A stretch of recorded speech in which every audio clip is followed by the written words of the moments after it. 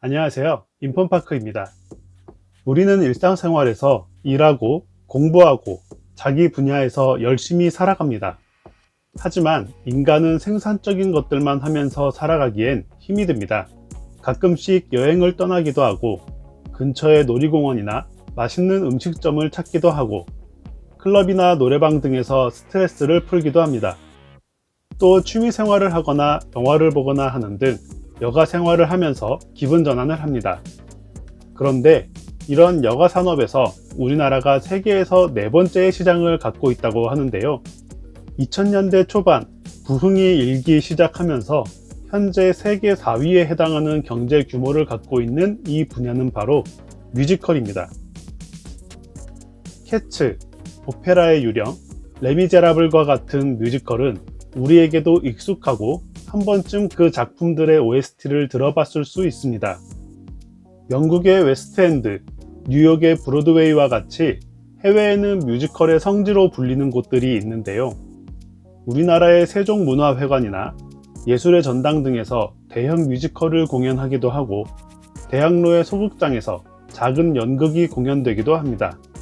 최근까지 한국에서 한 해 동안 공연되는 뮤지컬은 과연 몇 편이나 될까요?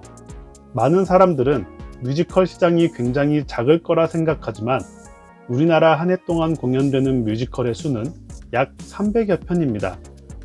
한국의 뮤지컬 시장 규모는 2000년 150억 원에서 2018년 기준 3,500억 원으로 약 23배 성장했는데요.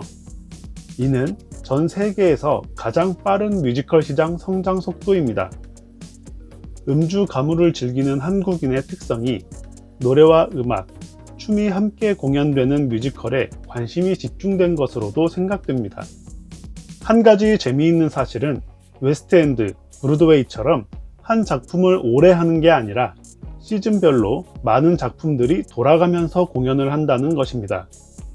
한국의 뮤지컬이 해외 뮤지컬과 다른 부분 중 또 하나는 바로 캐스팅인데요.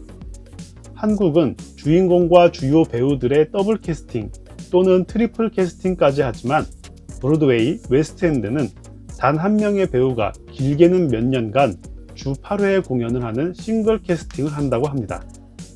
유명한 작곡가이자 뮤지컬 지킬 앤 하이드를 작곡한 프랭크 와일드호는 한국의 뮤지컬 시장은 젊고 능력 있는 연출진, 배우들이 모인 곳으로 재능 있는 사람들이 점점 늘고 있다. 연주자, 지휘자, 배우 등 정말 일관되게 노래를 잘하는 나라라고 칭찬했으며 김준수, 옥주현, 신영숙 등을 언급하기도 했습니다. 우리나라 최초의 창작 뮤지컬은 살짝이 없어예 라는 작품으로 예그린 악단이 1966년 공연을 시작했으며 2013년 재제작을 통해 전통 가락과 현대 음악의 조화를 이룬 한국 뮤지컬의 효시가 되었습니다. 이후 1980년대 영국 메가 뮤지컬의 전성시대가 열렸고 오페라의 유령, 캐츠, 레미제라블 등 대형 뮤지컬이 나오게 되었는데요. 당시 우리나라는 라이선스 개념이 없던 시절이라 해당 뮤지컬들을 무단으로 가져와 공연을 하기도 했습니다. 그렇게 해외의 대형 작품들을 카피하던 우리나라에서 최초의 창작 대형 뮤지컬이 나오게 되는데요. 바로 1995년 이문열의 여우사냥을 각색한 명성황후로 을미사변 100주년으로 제작되었습니다. 이 명성황후는 아시아 작품 최초로 브로드웨이 진출을 이루기도 했으며 이후 런던의 웨스트엔드에서 영어 버전으로 공연되기도 했습니다. 90년대 말부터 한국 뮤지컬 시장의 부흥기가 열리게 됩니다. 2001년 오페라의 유령의 돌풍 때 티켓값은 약 10에서 15만 원이었다고 하는데요. 당시 평균 티켓값이 5만 원이었던 것을 생각하면 꽤 비쌌음에도 엄청난 인기를 받으며 대흥행을 하게 됩니다. 그 시절 한국 뮤지컬 시장 규모는 한 해 약 140억 원이었는데요. 오페라의 유령은 6개월간 24만 명의 관객을 동원해 190억 원 매출을 올렸고 온갖 기록을 갈아치우며 대한민국 뮤지컬 시장에 새로운 변화를 예고했습니다. 최근 우리나라의 인기 있는 뮤지컬의 공연 관람료는 약 15에서 20만 원 정도이며 작품마다 조금씩 차이가 있는데요. 그렇다면 해외에서 가장 비싼 뮤지컬은 무엇일까요? 최근 해외에서 가장 핫하고 인기 있는 뮤지컬 해밀턴인데요.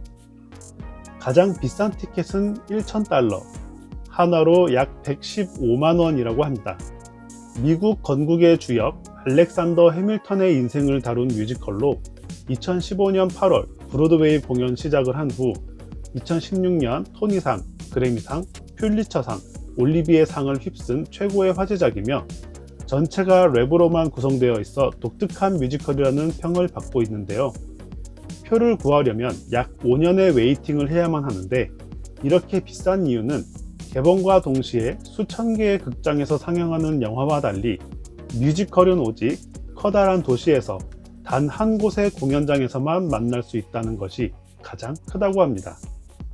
2001년 오페라의 유령 이후 해외 뮤지컬을 정식으로 수입하여 국내화 각색하여 공연하기 시작했는데요.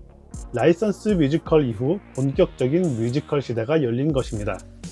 2004년 맘마미아, 지킬 앤 하이드, 2005년 아이다, 맨 오브 라만차, 헤드윅, 2006년 미스 사이공, 2008년 캐츠, 노트르담 드 파리 등의 작품이 그것인데요. 영화에 1,000만 관객이 있다면 뮤지컬에 밀리언 클럽 6대 작품이 있다고 합니다. 우리에게도 많이 익숙한 작품들인데요. 6위 오페라의 유령, 5위 노트르담 드 파리, 4위 지킬 앤 하이드, 3위 명성황후, 2위 맘마미아, 1위 캐치입니다. 해외 대형 뮤지컬로 시장이 커오던 한국 뮤지컬은 한국만의 창작 뮤지컬인 K-뮤지컬을 제작하기 시작했습니다. 한국 뮤지컬의 특징들을 살펴보면 한국적인 소재와 음악을 강조한 서편제, 독립투사들의 이야기를 다룬 영웅과 같은 작품들이 있습니다. 또 주크박스 형태로 친숙한 노래를 각색한 그날들, 광화문 연가와 같은 작품들도 있는데요. 익숙한 노래와 스타 캐스팅으로 뮤지컬 시장의 저변을 확대하는 역할을 한다고 합니다. 세계적인 소재를 가지고 한국을 넘어 글로벌 시장을 겨냥한 작품들, 호프, 프랑켄슈타인, 웃는 남자와 같은 작품들은 외국 소설의 라이선스를 획득해서 우리 자본, 우리 배우가 뮤지컬화하여 라이선스를 역수출하는 작품들입니다. 프랑켄슈타인, 마타하리, 웃는 남자 등은 일본으로 라이선스를 수출하기도 하는 쾌거를 이루었다고 합니다. 한국의 뮤지컬은 원작을 그대로 가져와 번안해서 공연하던 시대를 지나 우리만의 창작 뮤지컬을 역으로 수출하고 있는 시대입니다. 뉴욕의 브로드웨이, 런던의 웨스트엔드와 같이 서울의 대학로가 뮤지컬의 핫플레이스가 되었으면 합니다. 배우들의 뛰어난 연기와 소름 돋는 노래들을 함께 즐길 수 있는 뮤지컬을 즐겨보시는 건 어떨까요?